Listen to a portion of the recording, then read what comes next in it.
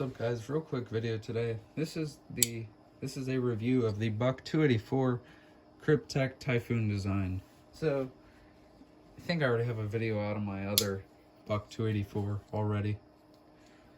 That's the small version of the 285, and the 285 is a small version of 286, which I don't have the 286 yet.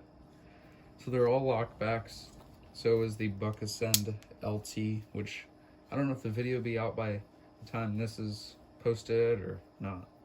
And then you got your Buck 112 and of course the 110. So I'm gonna close these.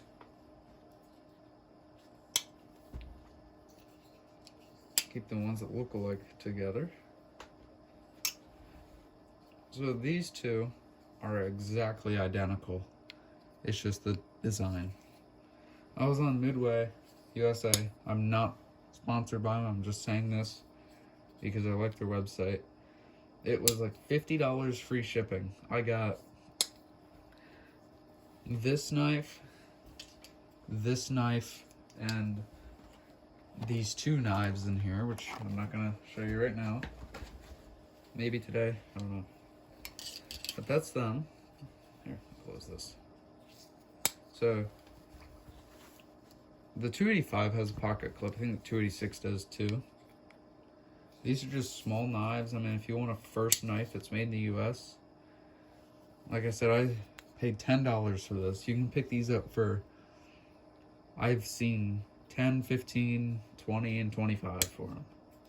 25's a little ridiculous, but it's pretty cheap. It's US. You can bid it up. You wouldn't care. Just buy another one. It's pretty lightweight. I'd go and buy the 285 it just has a nice size blade. It's about the same size as a Benchmade. And you can see, I'll do a quick comparison here, just to show you some size differences. You get a true Buck 110 there.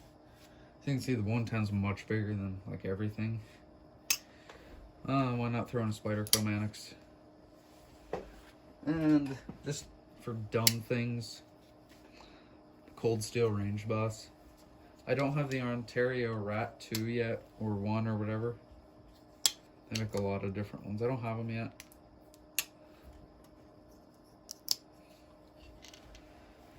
So do I think it's worth the money for your collection? Yes. So that was just a quick overview. There's not really much to it. But if you guys did enjoy, don't forget to like and subscribe. Thanks for watching, guys.